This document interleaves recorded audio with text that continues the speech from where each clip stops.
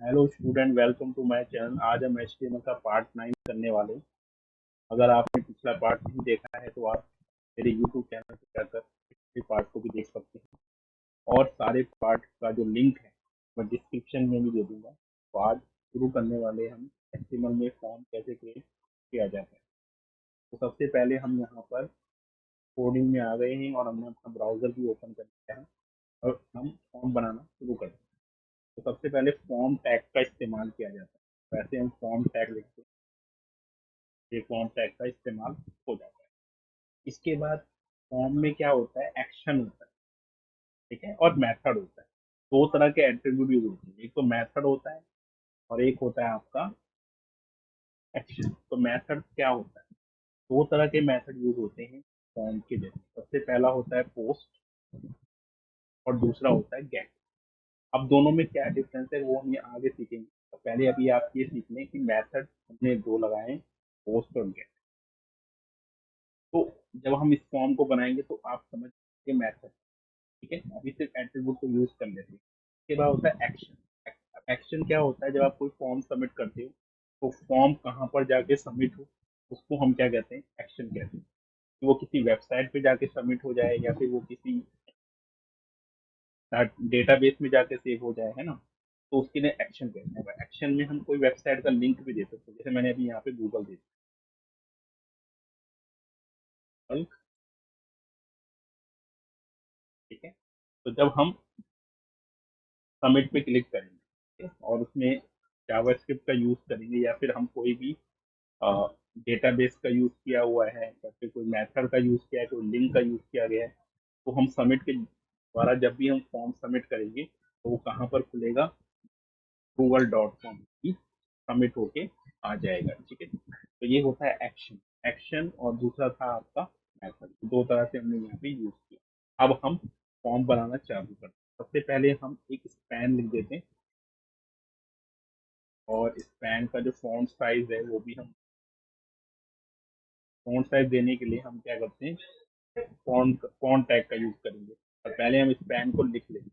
यहाँ पे हम लिख लेते हैं एप्लीकेशन एप्लीकेशन फॉर्म। ये लिखने के बाद यहाँ पर जो स्पैन है इसको सेंटर में कर देना है हमें। तो स्पैन के पहले हम सेंटर टैग का यूज करें। सारे टैग मैंने पिछले पार्ट में बताए हुए हैं, आप वहां से चेक कर सकते हैं, ठीक है। और ये सेंटर को हम क्लोज कहाँ करेंगे, जहाँ पे स्पैन हमारा खत्म हो, क्योंकि हमें स्पैन को सेंटर में, स्पैन को यहाँ पर हम सेंटर को क्लोज कर दें, ठीक है। तो इस तरह से हम लगा सकते हैं। अब होता क्या है, या आप ऐसे भी कर सकते हैं कि इनको अंदर भी लगा सकते हैं, ठीक है? अंदर ही लगा लेता हूँ मैं। तो मैंने यहाँ पे लिखा है और इस पे भी हम यहाँ पे सेंटर का यूज करेंगे, पेन के जस्ट साइड।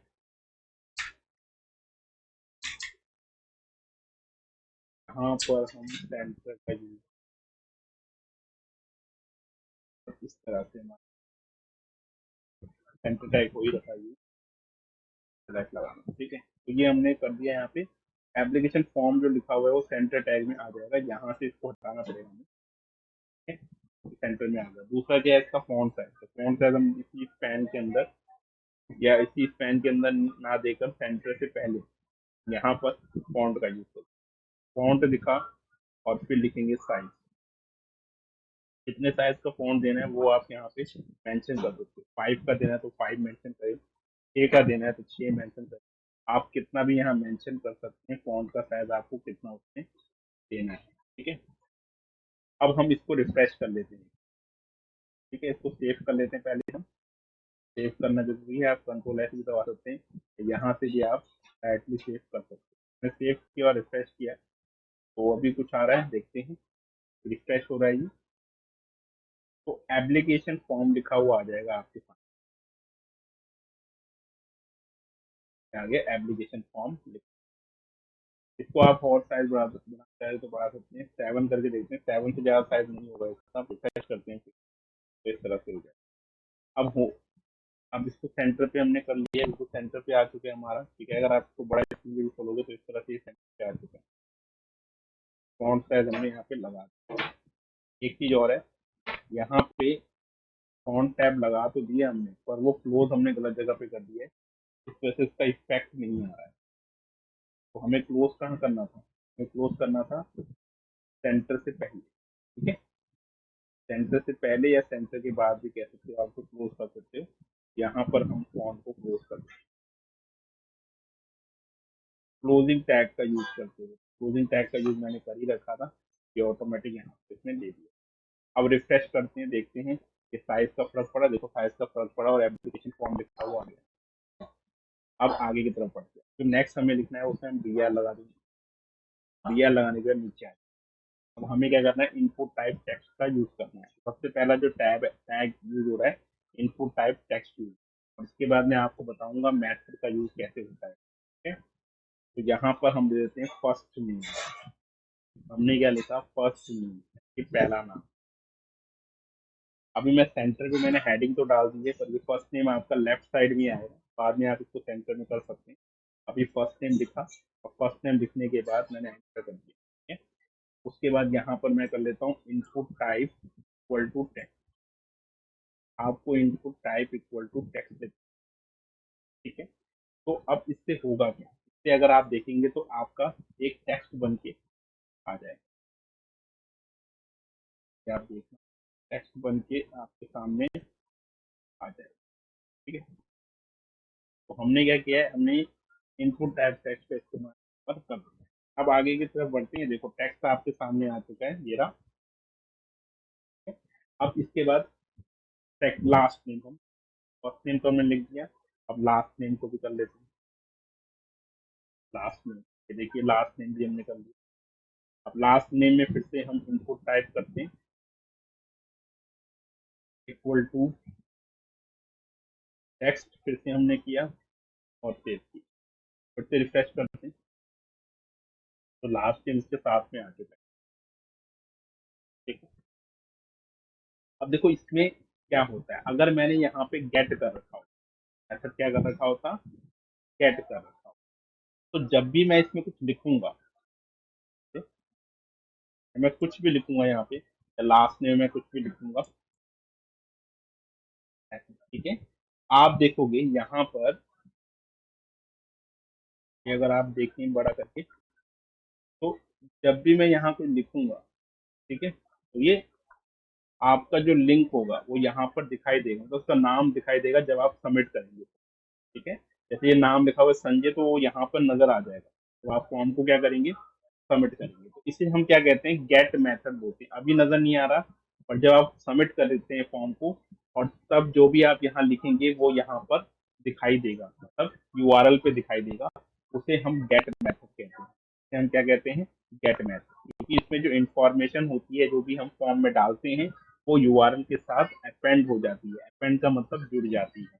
पर अगर मैं पोस्ट का यूज करूंगा, यहाँ पे गेट की जगह, वैसे ज्यादातर पोस्ट का यूज होता है, पर अगर मैं गेट की जगह पोस्ट का यूज करूंगा, तो जो भी मैं इस फॉर्म में फिल करूंगा वो URL के साथ नहीं जुड़ेगा, और खाली URL आपका सबमिट होगा फॉर्म का जो भी रहेगा। अब आगे बढ़ते हैं, इनपुट टाइप टेक्स्ट हो गया। इसमें अगला अगला जो आपका एट्रीब्यूट होता है वो साइज का होता है।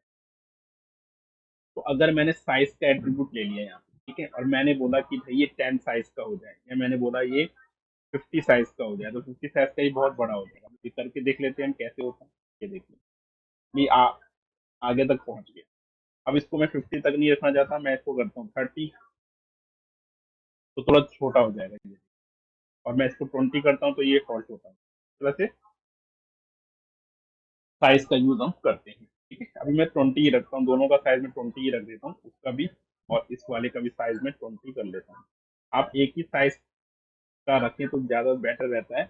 अगर आप इनपुट टाइप टेक्स्ट यूज कर रहे हैं तो उनको एक साइज का रखें, अगर आप कुछ और यूज करेंगे तो उनको एक साइज का रखें।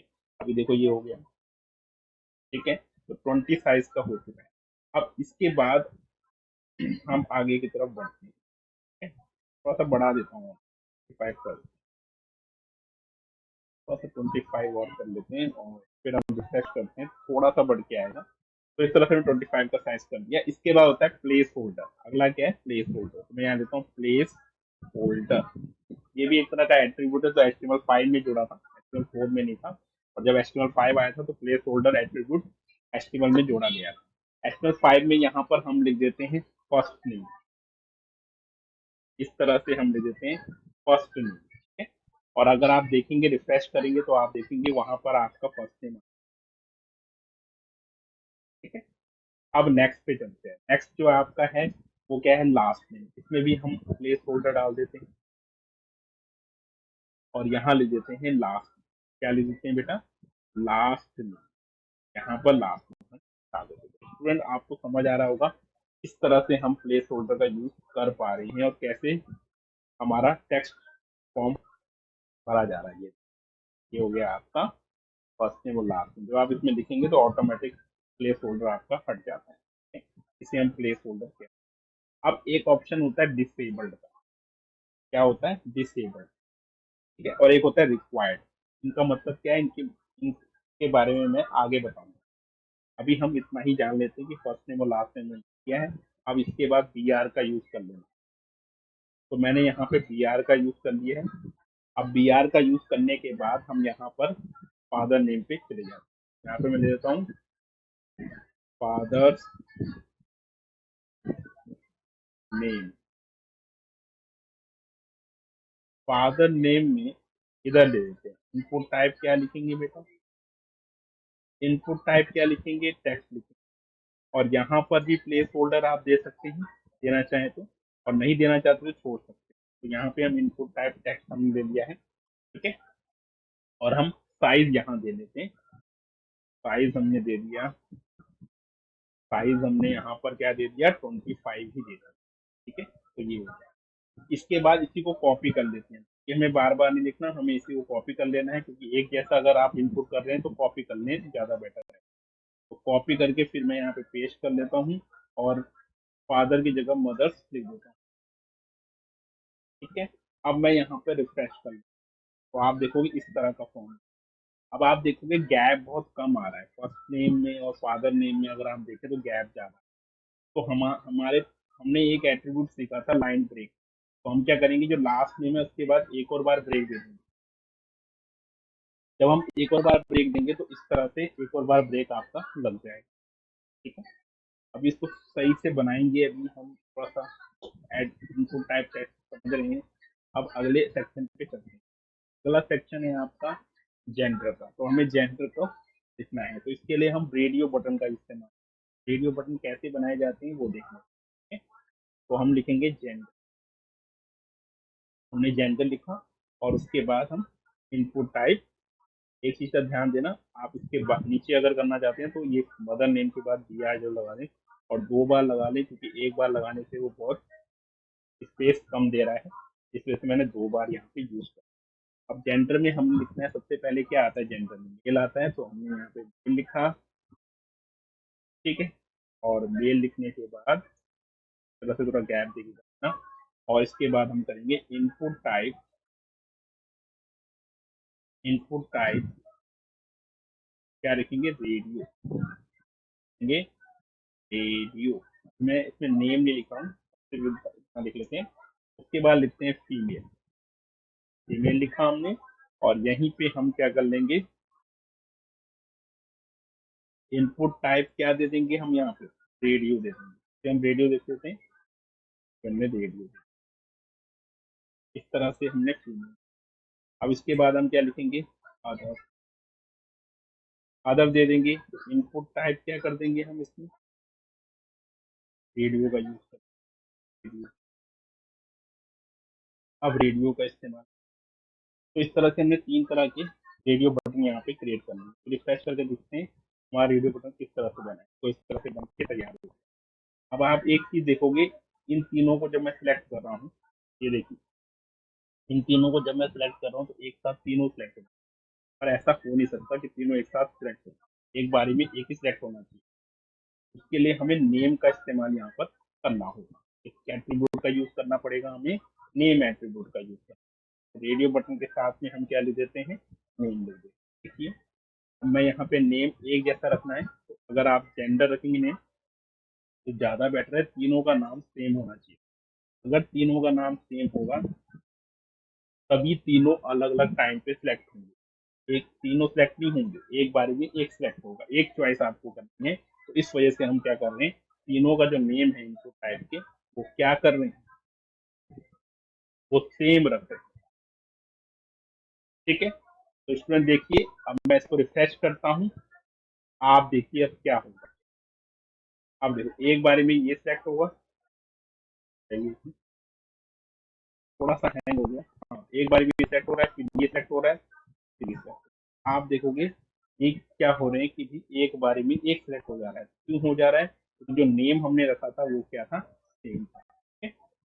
तो इतना हमने कर लिया रेडियो बटन के लिए। रेडियो बटन में और भी ऑप्शन होते हैं जो हम कहाँ यूज करते हैं, जो हम सीएसएस में इस्तेमाल करेंगे, और वहां पर मैं आपको और अच्छे से इस एप्लीकेशन को और अच्छा बनाने की कोशिश हम करेंगे। ठीक है, तो अभी हम एचटीएमएल पढ़ रहे हैं, एचटीएमएल का फॉर्म पढ़ रहे हैं, इसके बाद हम सीएसएस स्टार्ट कर लेंगे। ठीक है, तो यहाँ तक हमने देखा कि किस तरह से फॉर्म को हम बना पाए, जेंडर हमने यूज कर लिया है। अब इसके बाद अगला ऑप्शन पे चलते हैं। अगला ऑप्शन है आप चेक बॉक्सेस। और चेक बॉक्सेस से पहले और भी इनपुट टाइप्स होते हैं, वो भी हम जरा देख लें। तो रेडियो बटन जहाँ पे खत्म हो रहा था वहां पे मैंने एक बी आर लगाया, और एक और बार बी आर लगा दिया, 2 बार लगा दिया। बी आर का यूज ज्यादा नहीं होगा आगे, और यहाँ एचटीएमएल का यूज कर रहे हैं तो यहाँ पे बी आर का इस्तेमाल करना पड़ता है। अब हम यहाँ पर शुरू करते हैं डेट ऑफ बर्थ को कैसे करना। तो यहाँ पे लिख देना भाई डेट ऑफ बर्थ, इस तरह से लिख दो। आपकी डेट ऑफ बर्थ मेन होती है एप्लीकेशन में, आपकी भी एप्लीकेशन रहता है, डेट ऑफ बर्थ मेन होती है। तो इसमें हम क्या लेंगे, इनपुट टाइप क्या देंगे, इनपुट टाइप क्या है आपका, डेट ऑफ बर्थ डेट देंगे, डेट देंगे, इनपुट टाइप डेट, और ब्रैकेट को बंद। अब मैं रिफ्रेश करके दिखाता हूँ आपको किस तरह से दिखता है। ठीक है, ये देखिए डेट ऑफ बर्थ आपका बन गया। तो इस तरह का आपका कैलेंडर बन के यहाँ पे तैयार हो गया, या आपका कैलेंडर बन के क्या हो गया, तैयार। अब आगे की तरफ बढ़ते हैं, डेट ऑफ बर्थ हमने लिख दिया। अब हम क्या देना चाहते हैं, अब हम चेक बॉक्सेस का यूज करना चाहते हैं, यानी कि हॉबीज के बारे में कुछ बताना चाहते हैं एप्लीकेशन में, हॉबीज के बारे में कुछ बताना चाहते हैं, या हॉबीज ले लो या स्किल ले लो। तो स्किल हम कर लेते हैं, स्किल्स। ठीक है, तो आप ही क्या स्किल्स हैं वो यहाँ पर लेनी है। ठीक है, चेक बॉक्सेस के थ्रू दे सकते हैं, एक से ज्यादा स्किल्स हो सकती है। ठीक है, एक से ज्यादा स्किल्स आपकी हो सकती हैं। क्या क्या स्किल्स हैं वो हमने, जैसे हमने लिखा input type equal to check, एक चेक बॉक्स होना है। तो इसके लिए सबसे पहला हुआ कंप्यूटर स्किल है। ठीक है, दूसरा मैथमेटिक्स, मैथमेटिक्स की भी स्किल है, मैथमेटिक्स। ठीक है, यहाँ पर हम इस तरह से, मैं आपको दिखा देता हूँ, input type equal to check box, और ये आपका skill। अब यहाँ पे दो स्किल्स आपकी लग रही है, कंप्यूटर एक मैथमेटिक्स। अब मैं रिफ्रेश करता हूँ तो ये उसके साथ में ही आ रहा है, पर क्यों आ रहा है, क्योंकि हमें radio but date of birth के बाद बी आर का यूज नहीं, यहाँ पे बी आर का हल कर।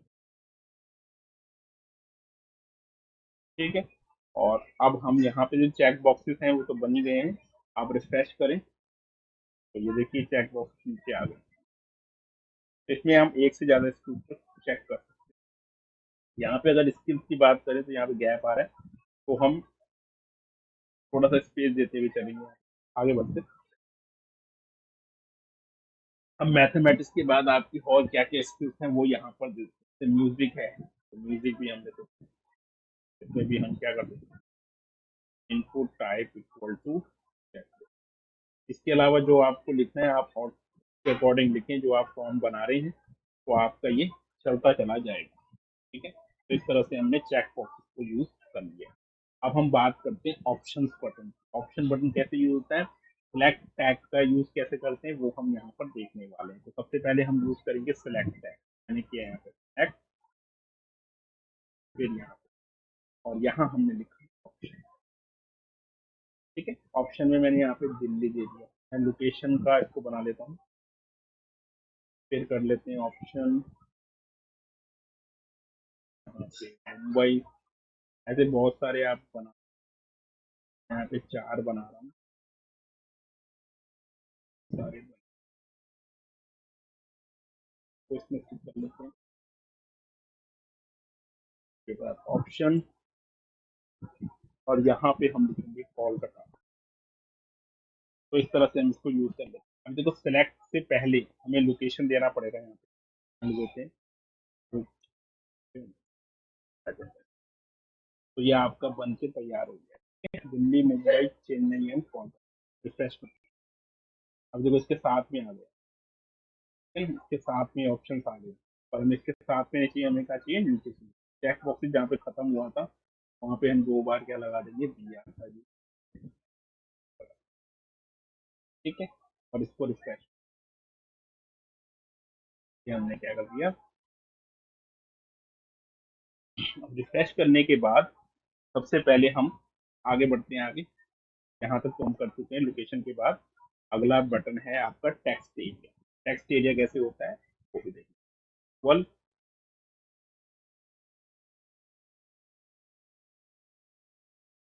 में इनपुट नहीं आता, ये अलग आपका टैग है, टेक्स्ट एरिया कहा जाता है। और एंटर योर एड्रेस, यहाँ आप चाहो तो ऊपर लिख सकते हो आप लोकेशन।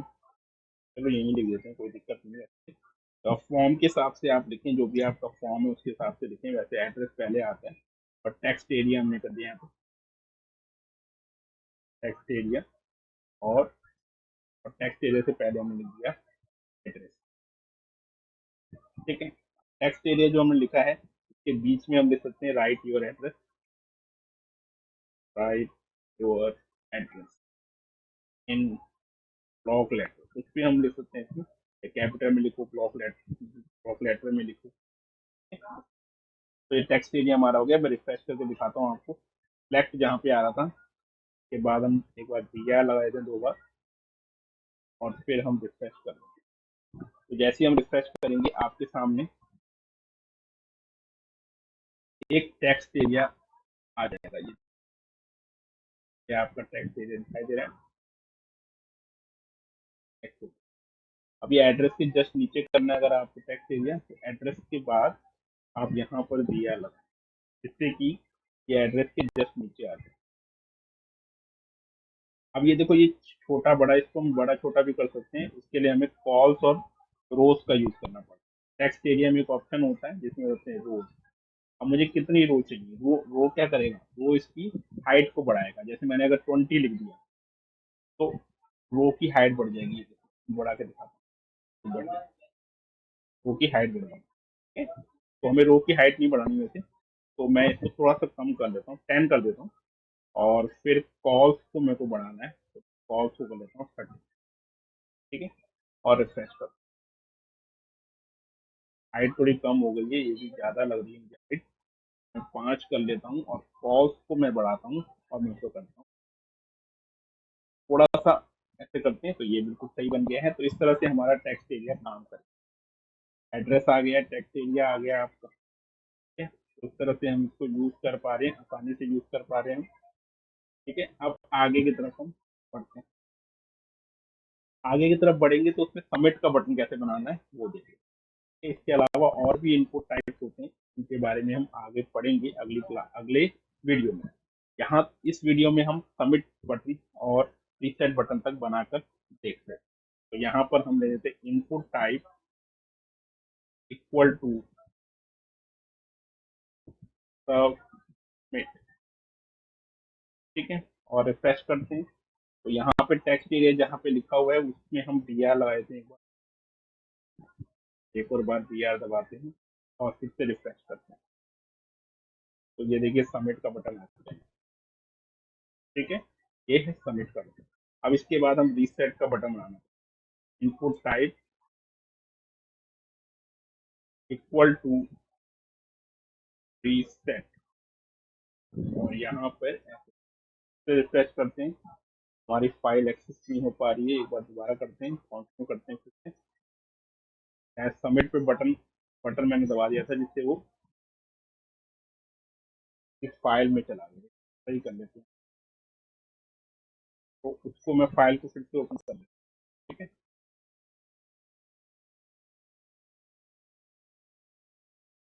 एक बार हम उस फाइल को फिर से ओपन कर लेते हैं। ठीक है, हो गया ओपन। तो यहाँ अगर आप देखेंगे तो सबमिट के बटन पे मैंने एक्शन लगाया हुआ है, इस वजह से ऐसा हो रहा है। ठीक है, यहाँ पे मैंने एक्शन लगा रखा है, जो एक्शन है इसकी वजह से ऐसा हो रहा है। ठीक है, जो एक्शन मैंने यहाँ पे लगाया है इसकी वजह से वो सबमिट पे जब क्लिक करूंगा तो इस तरह से हो जाएगा। अब रीसेट क्या होता है? रीसेट बटन क्या होता है कि जब मैं कुछ लिखता हूँ, जैसे मैंने यहाँ पे कुछ नाम लिखा, जैसे मैंने कोई नाम लिखा, फिर मैंने कुछ नाम लिखा, मैं भी लिखा और रीसेट करना है, तो जब मैं इस पर क्लिक करूंगा तो ये ऑटोमेटिक रीसेट। आप चाहते हैं ये सबमिट और रीसेट बिल्कुल सेंटर में आ जाए, तो आप इसके लिए क्या करें, आप इसके लिए यहाँ पर जो है, यहाँ पर आप क्या कर सकते हैं, सेंटर टैग का यूज कर सकते हैं। तो मैंने यहाँ पे सेंटर लिखा और मैं चाहता हूँ कि ये दोनों ही सेंटर पे आ जाए, सबमिट और रीसेट बटन। मैं दोनों को सेंटर में करने के लिए यहाँ पर सेंटर, ठीक है, पहले से हो जाता है, वैसे ऑटोमेटिक आ जाएगा आपका VS कोड में, ऑटोमेटिक आ जाता है। तो रिफ्रेश करता हूँ तो आप देखोगे ये बटन बिल्कुल सेंटर में आ चुके हैं। ठीक है, तो इस तरह से आपका फॉर्म तैयार हो जाता है, ये आपका फॉर्म। ठीक है, नमकीन। तो इसके बाद हम आगे की तरफ बढ़ते हैं। अगला जो ऑप्शन है आपके सामने वो हम देख लेते हैं क्या है। ठीक है, अगला जो ऑप्शन है उसमें हम सेंटर में करना चाहते हैं सबको, तो सबको अगर सेंटर में करना चाहते हो आप, पूरे फॉर्म को सेंटर में लाना चाहते हो, तो आप क्या करेंगे, हाँ, आप क्या करेंगे, इसको यहाँ पे जो ये आपका टैग है, मैंने ये आपको बताया, ये वाला जो टैग है आपका उस सेंटर में कर देना। कहाँ से आप सेंटर में करेंगे वो देखना। इनपुट टेक्स्ट हो रहा है तो यहीं से आप सेंटर टैग का यूज कर सकते हैं। ठीक है, सेंटर, और इस सेंटर टैग को कहाँ पर क्लोज करेंगे, जहां पर आपका लास्ट में सबसे टेक्स्ट एरिया। ठीक है,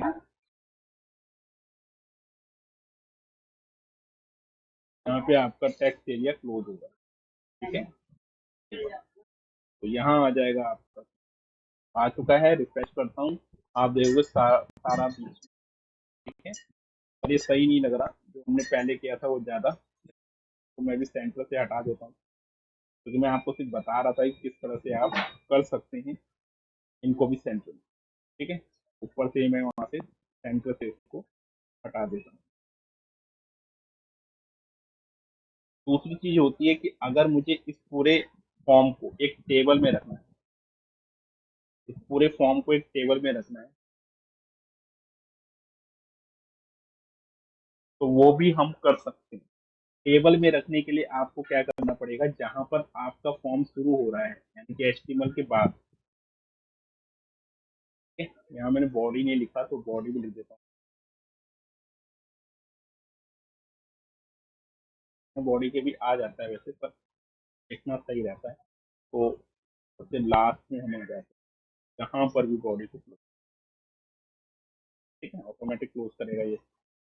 अब यहाँ पर क्या कर देते हैं कि जो फॉर्म है आपका, फॉर्म से पहले मैं टेबल का यूज करूँ, यानी कि मैंने यहाँ पे किया टेबल, टेबल को क्लोज यहाँ नहीं करना, टेबल को क्लोज कहाँ करना है, जहाँ पर सबमिट खत्म हो रहा है।